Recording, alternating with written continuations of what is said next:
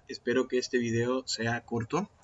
Y vean, es un video sobre el ejemplo número 20 que van a encontrar ustedes en la carpeta de ejemplos hechos en clase. Y es sobre cómo llenar un vector con números aleatorios y varios métodos de ordenamiento. No lo hice en vivo porque como los métodos de ordenamiento son bastantes, pues veo que tenemos 200 líneas de código. Entonces estarlas haciendo sería bastante tedioso. UStream, ya sabemos para qué es. stdlib, poder usar null, memoria dinámica, control de procesos, rand, srand, time, funciones de fecha. Ya tienen ustedes un video antes de cómo generar números aleatorios, por eso los estoy utilizando. Defino una variable constante para el tamaño del arreglo, tamaño del vector. Luego, un límite inferior y un límite superior significa que voy a tener números entre menos 100 y 100. Y constante porque son variables globales y no pienso que cambien. Esto ya saben, si ustedes quieren hacer pruebas, en vez de ir a modificar todas las líneas de código, pues solo lo hacemos acá. Hay gente que me ha dicho que por qué no ponemos las constantes de esta manera. Yo puedo decir tamaño igual a 50 y defino esta variable. Y acordémonos de que C++ es una... Oh, no me lo deja. Bueno, sí. Hay gente que me preguntaba por qué no permitía esto.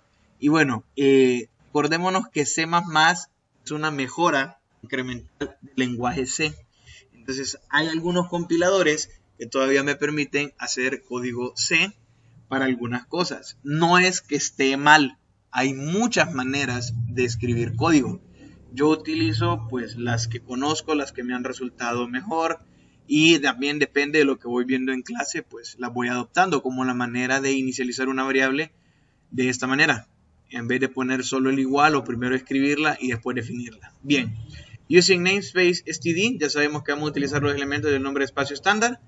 Y aquí están los prototipos de las funciones que vamos a usar. Una para inicializar aleatoriamente un vector, recibe el vector, la cantidad de elementos que tiene que tener, copiar un vector en otro, y esto sí, por eso decidí hacer un video más que solo dejarles el código. Cuando nosotros estamos viendo funciones, nosotros recordamos que tenemos pasos de parámetros por valor y por referencia. Si son elementos normales, siempre se pasan por valor. Si yo necesito modificar el elemento, hago una copia no hago una copia del valor, sino que hago un paso de parámetro por referencia. Pero cuando yo tengo arreglos, automáticamente esos pasos son por referencia. Entonces, yo lo que tengo acá, cuando ustedes ejecutan el programa, compilemos, ejecutamos.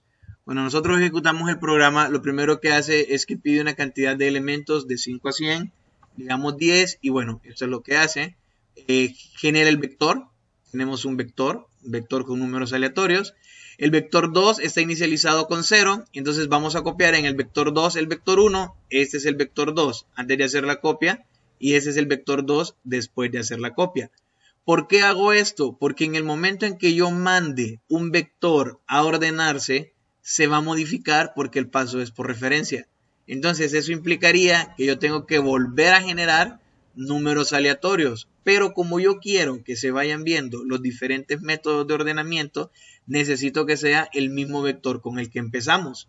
Entonces guardo el vector original en un lugar seguro y empiezo a mandar la copia del vector. Entonces ustedes van a correr ordenamiento por inserción directa. Y aquí van a ver los pasos y cómo se van ordenando los elementos. Inserción binaria por burbuja y ordenamiento por shell. Si queremos seguir, bueno, un vector más pequeño, ahí está. Y se los dejo para que puedan probar vectores de diferentes tamaños. Interesante que puedan comparar la cantidad de pasadas entre los ordenamientos. Ver como siempre el ordenamiento por shell se comporta de una manera muy eficiente. Aparentemente, aquí habría que medirle cuánto tiempo se tardó el procesador en hacer esto. Sugerencias lo pueden hacer utilizando la librería time con una función clock. Los dejo de tarea si lo quieren hacer. Entonces, bien, setLocal ya sabemos para qué es. Seguir, control de si quiero seguir o no quiero seguir. Vector que voy a utilizar, que voy a definir, que voy a crear. Vector que voy a estar manipulando. Cantidad de elementos del vector hasta esta constante de acá. Y por eso aquí tenemos de que mientras cantidad... ok, aquí hay un pequeño error. Si ya tenía aquí que esta cantidad límite iba a ser 100, pues entonces acá en vez de poner 100, pongo T. Para eso lo hice, para poder definir un tamaño máximo de vectores. Entonces, en este caso, el tamaño máximo que voy a poder tener de un arreglo unidimensional es de 100, y puse arriba de 5 porque no tiene mucha gracia estar corriendo estos algoritmos con menos de 10 elementos en realidad. Entonces, inicializamos el vector de manera aleatoria y lo mostramos. Ahora, hacemos lo del vector 2, que copiamos el vector 1 en el vector 2 y vamos a manipular el vector 2. Hacemos un ordenamiento de inserción directa, de binaria, burbuja y un shell. Preguntamos si queremos seguir. Les dejo aquí las definiciones. Aquí estamos utilizando el srand, estamos utilizando el rand y esto es como nosotros utilizamos límite inferior y superior. Cómo mostramos el vector, la manera normal cuando se pone mucho texto, este es su vector.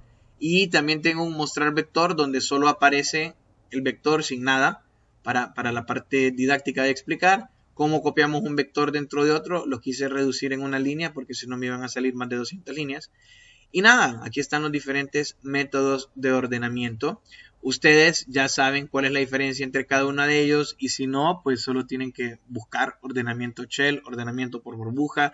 También hay uno que se llama quicksort, hay otro que se llama shake.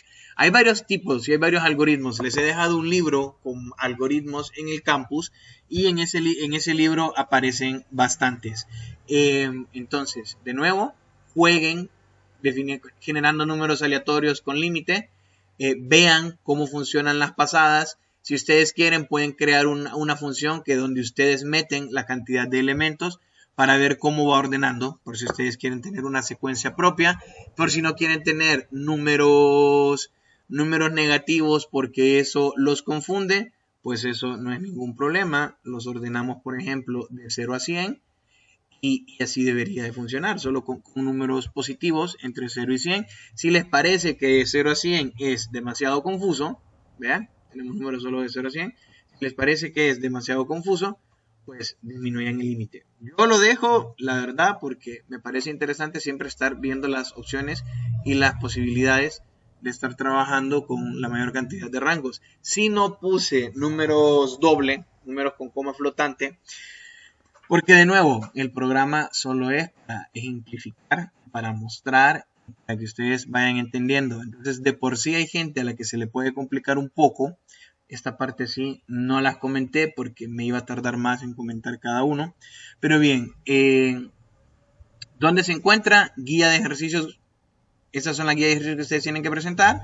Pero nosotros también, después de los videos, que aquí les voy a dejar este video, tenemos los archivos hechos en clase, ejercicios hechos en clase, ahí van a encontrar este.